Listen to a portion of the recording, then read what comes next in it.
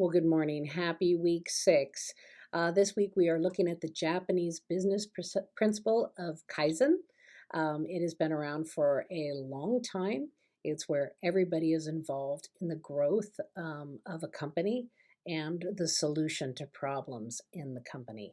And we are seeing this in education as well. So when you read your articles this week, the first article is going to give you a definition, and the second article is going to talk to you about Kaizen in schools. And there are 6 steps to a Kaizen school: staff involvement, gather a list of problems, encourage solutions, and then choose an idea, test the solution, and analyze the results.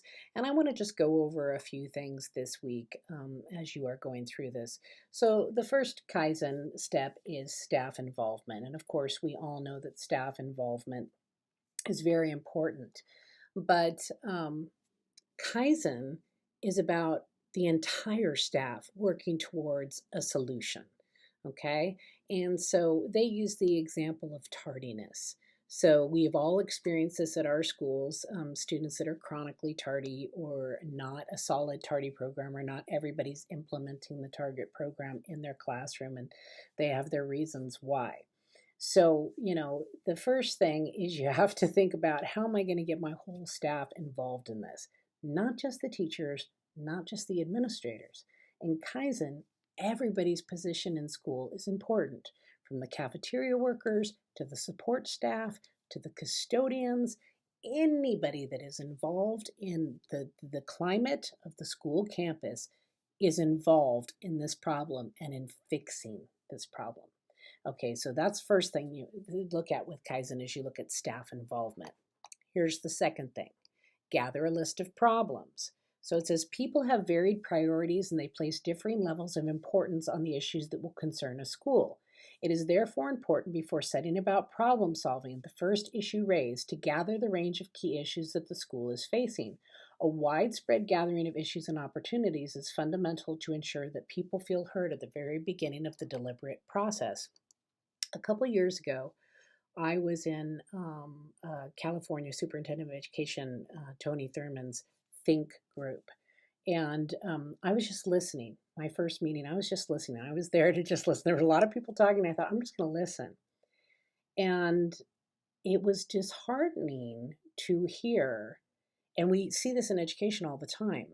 The support staff, their budget was being dismissed, their significance was being dismissed, and not held to the same respect as administrative educators, curriculum, those types of things. And I could see, I was watching, you're watching the micro expressions on people's faces, and I could see the leader of the support staff, bus drivers and those types of things, and just not only upset, but really disheartened. And that doesn't solve the problem. Okay, so when we are gathering a list together, we have to make sure that everybody's issue is brought forward and everybody's issue is addressed.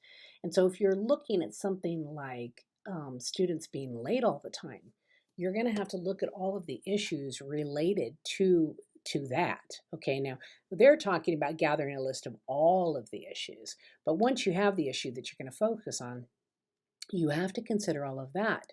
So there are some people, myself included, that I don't have a problem implementing a tardy policy, as long as it is not lock the door and the student's 5 minutes late or 10 minutes or even 20 or 30 minutes late. I don't care.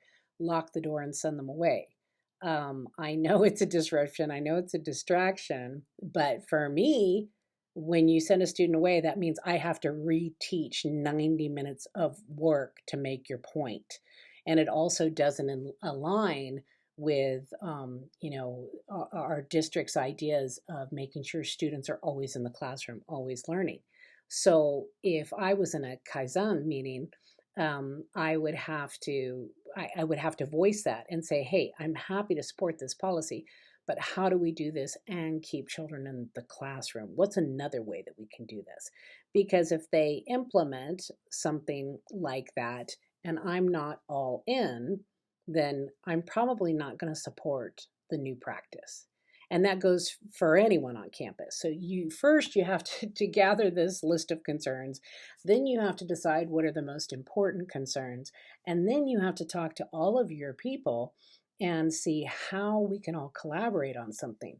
Now, with Kaizen, and it tells you this in the article as well, if you have departments that conflict, if you have lots of people that conflict, your first stop to growth, continual growth, is you may have to work on creating a culture of collaboration at your school site before you can even start gathering lists and coming up with some solutions. And in step 3, where it says encourage solutions and then choose an idea, I want you to note that it says in this, it is the role of the team to plan thoroughly, implement with commitment, monitor systematically, and review with honesty, but without ego.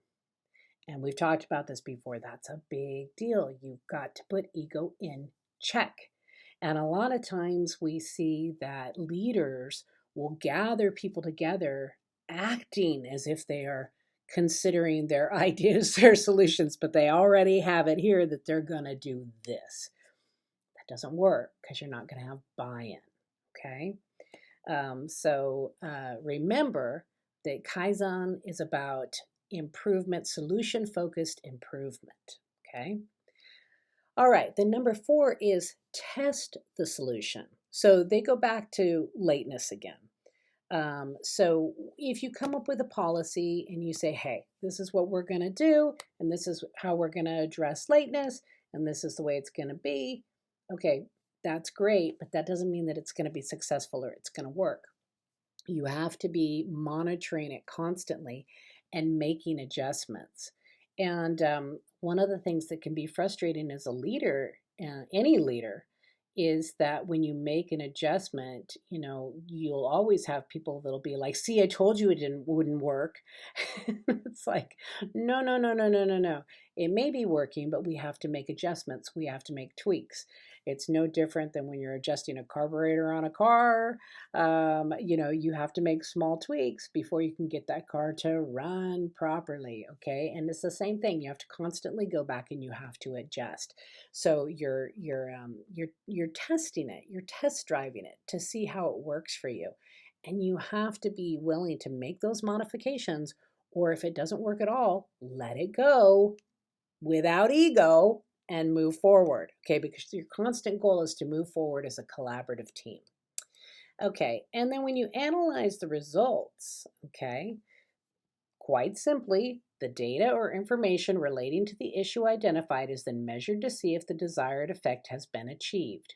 If not, the solution is not adopted.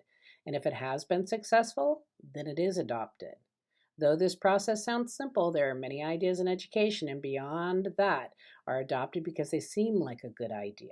Okay, seem like a good idea. Yeah, good in theory, but not necessarily good in daily practice. Okay, and then last 6 says regularly repeat this process. The Kaizen approach can be built into your working week, whether it be daily leadership team huddles, weekly department huddles, or network team huddles. Every team can adopt this same approach in order to continually review, revise, and repeat. And that's where it becomes difficult because you have so many different personalities. And any type of change is hard work. Think about any time you've made a resolution to change. I bet most of you, many of you, were not successful on your first try. I know that there's lots of things in life I wasn't successful my first try, and I went, wait a minute, I have to adjust this and try again. Okay, so those are the things that we have to think about. And then the article is going to go over the pros and cons of Kaizen and what they feel works, questions, seeing Kaizen with your own eyes, and laying the foundations for continual change. And I think you'll find it very interesting. I think that I do think that we do a lot of this in education, but maybe we just haven't named it. And so after you read the articles, you're going to be considering this in your discussion board as well. Now, remember your next assignment, and I've already talked about it a little bit, isn't due until Thursday, August 10th. But remember, it's due Thursday, August 10th, not Sunday. You have a lot of extra days to work on this presentation, and please make sure that you follow the directions and that this is like a professional presentation, something that you could walk in and do a PD, and just make sure that you have it. It needs to be up on the discussion board on Thursday, August 10th, and it needs to be in the submit assignment by Thursday, August 10th. Once again, you've got lots of time to work on this, so do a great job. Be creative, and just remember, though, that your deadline is Thursday for week 7, okay? All right, have a good week. I will talk to you later.